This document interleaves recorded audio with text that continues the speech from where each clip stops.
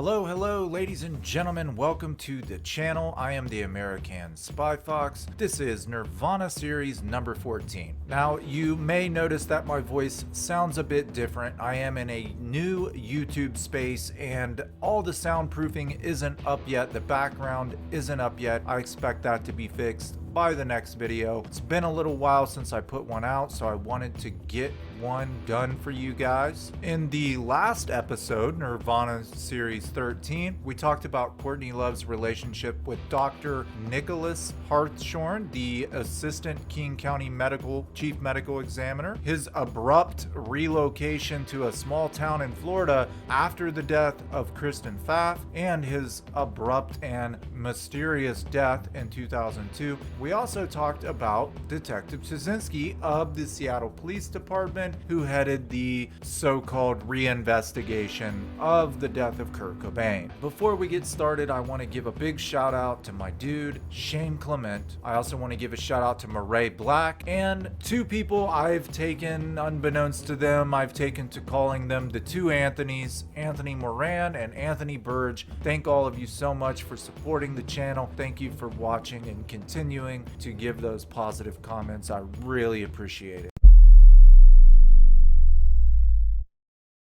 Here we are 26 years later, and old Nirvana fans and new Nirvana fans are still wondering why the Seattle Police Department did not take this investigation seriously. Why did they come to such a quick conclusion? I'm here at the King County Medical Examiner's office in Seattle, where the body of Nirvana's Kurt Cobain is being autopsied.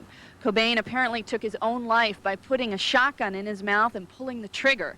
His body was identified through fingerprints, and results of the autopsy may be released as early as Monday. April 8th, 1994, the day Kurt dies, Tabitha Zorn from MTV is standing in front of King County Medical Examiner's office telling us that he committed suicide. She literally just told us that the autopsy hasn't been released. It hasn't even been conducted yet. Yet she's already come to the conclusion that he committed suicide. It is not proper protocol for a police department to release a statement such as this before the autopsy has been released. And in the last episode, we talked about how Courtney was friends with the same guy who's standing behind that door Tabitha Zorn's standing at, supposedly doing an autopsy. Only one reason comes to my mind why an entire police department would come to such a conclusion before an investigation has been conducted, and that is if they were conditioned to believe that he was suicidal. Immediately following the Rome incident, in which Kurt has overdosed off alcohol, Rohypnol, and Valium and spends 20 hours in a coma, Courtney Love has an interview with Select magazine. And this is what she says. I woke up at 6 in the morning or something, and I reached for him, and he had blood coming out of his nose. It was almost a John Bonham. I know it sounds glib, but I really thought he was dead. Before I get to the main point I want to make about this interview, here's a picture of Courtney and some video showing up at the hospital, not with the ambulance, didn't ride with the ambulance, with her husband, takes a car to the hospital. Notice her makeup. Notice she's wearing a very formal black dress. Almost like a dress you would wear to a funeral. You're telling me that you woke up at 6 in the morning to find your husband dead, and you took the time to comb your hair, put makeup on, find a nice formal black dress that looks like you would be in mourning, and then go to the hospital? Wouldn't you be in pajamas? Wouldn't you just throw on anything you had and rush as quickly as possible? If you think I'm overreacting about this very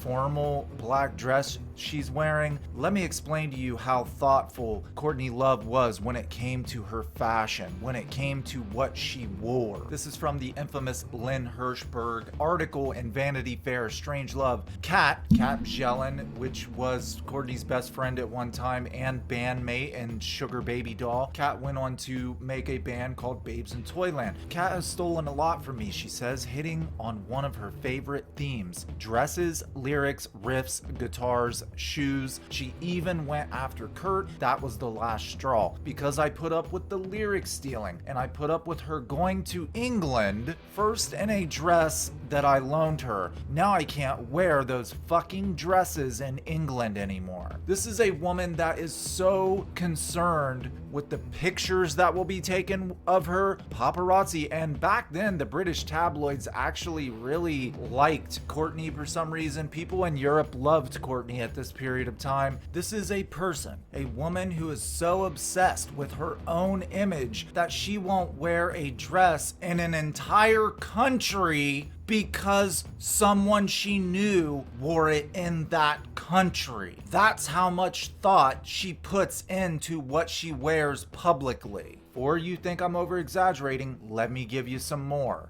They loved me because I could talk my way backstage, but I wanted to get back there to see why somebody like Sammy Hagar, who's like short and wears red leather, is a rock star and I'm not. One of my things I've always said is that a proper rock star starts at least one hairstyle in their career. At least one. Do you know what I mean? Like, doesn't matter what kind of music it is, and at least one fashion trend. I wore a lot of lingerie, like 90s, because I just frankly was lazy and I liked the way the 90s looked, and I didn't want to change into clothes. They were also cheap.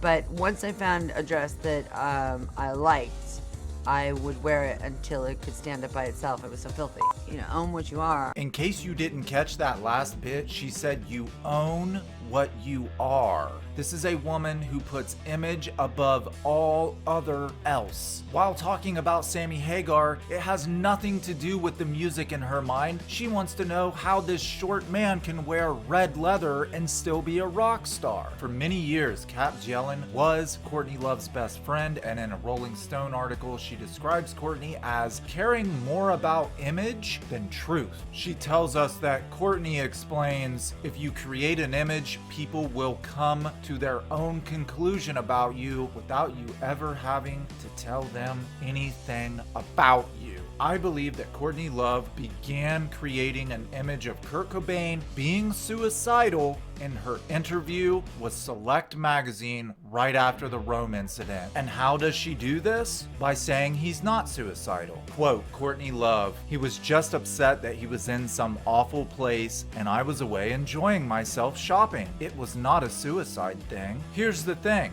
Nobody asked if it was a suicide thing.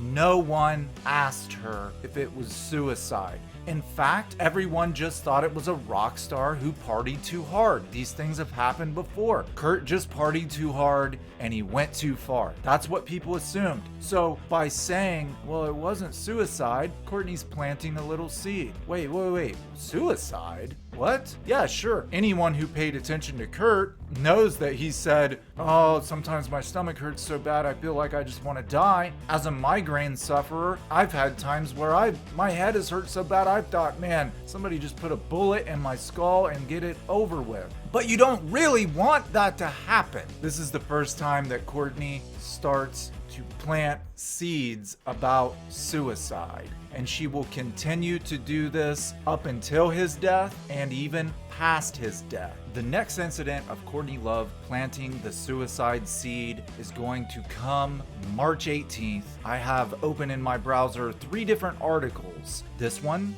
The Downward Spiral, in which we've been talking about since Nirvana series number 1, Courtney Love, Life Without Kurt, also written in 94, and then Courtney Love and the Seattle Cops, written in 99, April 16th, 1999 by WorldNet Daily. They investigated Courtney Love's relationship with the Seattle Cops. This is a very old website. They've been around since 97. Now, having said that, where did Rolling Stone, and this is just a point I would like to make, Rolling Stone titled this Kurt Cobain's Downward Spiral. They got it from Courtney Love. She kept calling the last few months of his life the Downward Spiral. You know what else comes out in 1994? March 8th, 1994, to be precise, Trent Reznor's album, 9 Inch Nails, The Downward Spiral. In 2 of these 3 articles, written in 94, Courtney even talks extensively about Trent Reznor. She was obsessed with him in 94. It should come to no shock to you that she copied from him. Courtney is a sponge. She does not have her own image. She does not have her own personality. She does not have her own brains. She sees other people's genius and she takes it from them. She is a star sucker, as Trent Reznor called her, or a fame sponge. A parasite, as Dave Grohl portrayed her in the video I'll Stick Around. We talked about the March 18th domestic dispute in which Courtney summons the Seattle Police Department to the home, stating that she fears for her husband's life and he's locked himself in a closet with a .38 caliber. We talked about that in the very first episode. This is the second suicide seed that she plants, and this time it's going to reach people who will inevitably be a part of his so-called death investigation. On March 18th, the detectives will not be summoned to the home. It will be regular patrol cops. But do you think that they're not going to go back to the Seattle Police Department and talk about the rock star that they just talked to? Do you think that that's not going to get to the top of the food chain at the Seattle Police Department? We were just at Kurt Cobain's house. His wife said he was going to kill himself with a .38 caliber. That's going to be the talk of the Seattle PD. Now, I'm only mentioning this part because a lot of people didn't believe me that Kurt hung out in a closet. You have to understand that a big house such as the Lake Washington house, the closets would have been huge. Kurt grew up in a small home. He would have been more comfortable in smaller rooms. And in fact, this closet is where he wrote most of In Utero, including songs for Courtney Love. Heart-Shaped Box was written in a closet after Courtney asked him to create a riff for one of her own songs. Cobain was playing guitar inside a walk-in closet when Love asked him to write a riff. He did that in 5 minutes, she told Rolling Stone. Knock, knock, knock. What? Do you need that riff? Fuck you, slam. Though Cobain kept this riff for himself, the lyrics are an ode to love. The chorus comes from a line he once wrote to her in a note: "I'm eternally grateful for your priceless opinions and advice. I am not worthy enough to be in the presence of you." Now, I believe Heart-Shaped Box was written in two different mindsets. One, in appreciation of his wife.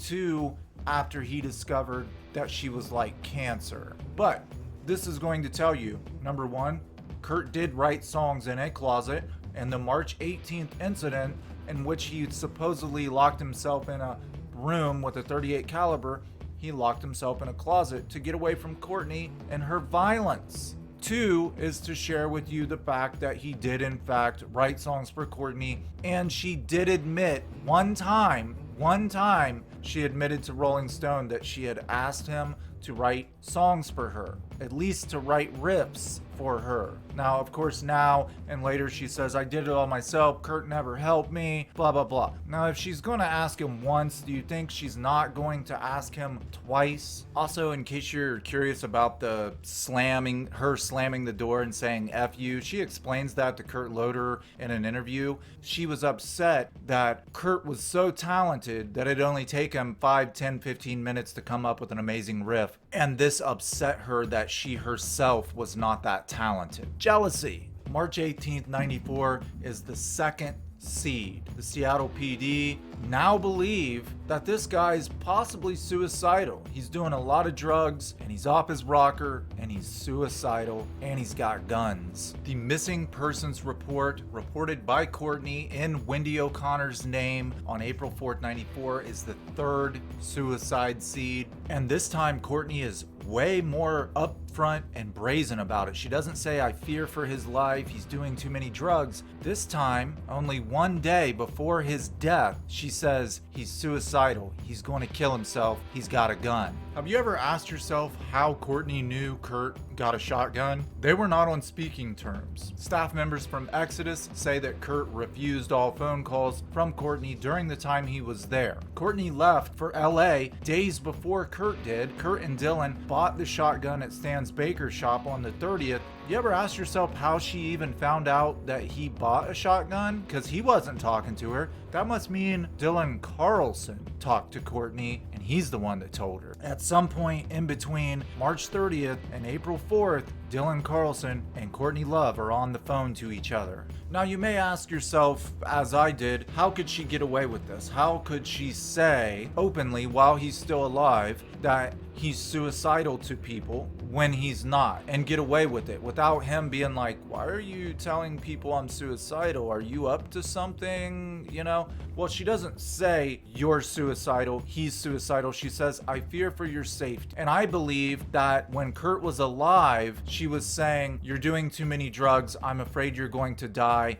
We've had friends who've died from heroin. You know that these things happen. If you're doing all these drugs, then you must have a death wish. I think that's how Courtney passed it off to Kurt while he was still alive. Being this motherly, nurturing, I'm concerned for you. You have to be depressed if you're doing this many drugs. You have to have a death wish if you're doing this many drugs. And she's very careful to speak about it in that way while he's still alive. The first time where she actually says he has a gun and he's going to kill himself is one day before he's dead. Even Danny Goldberg, Nirvana's manager, is assisting them in talking to professional counselors and therapists to get Kurt into a drug rehabilitation program. No one mentions suicide to these professional counselors. When Kurt goes into Exodus, he says he's not suicidal. The only time that anyone ever says he's going to kill himself is one day before he ends up dead. Every other time it was, you're going to OD and kill yourself, not you're going to blow your brains out. So by the time Kurt's body's found, Seattle Police Chief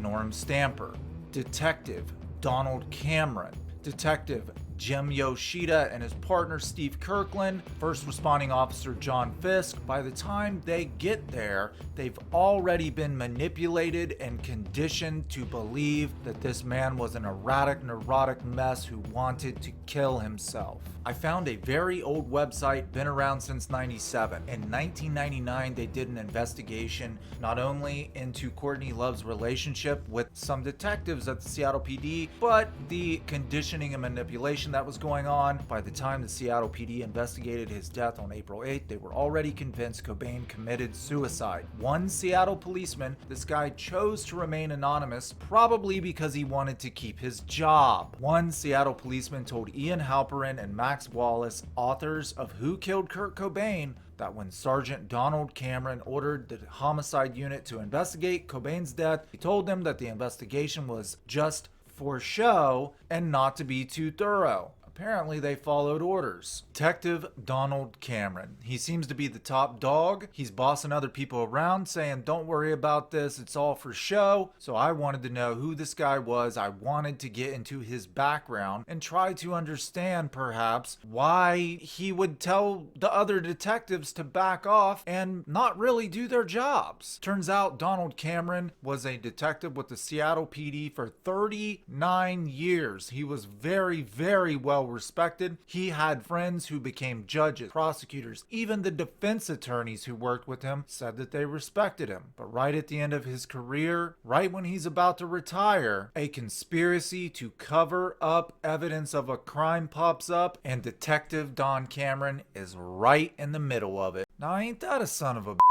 For 26 years, the Seattle Police Department has been calling people like you and I conspiracy theorists, and their lead sergeant detective investigating the Kurt Cobain death scene is forced to resign for conspiracy to cover up evidence.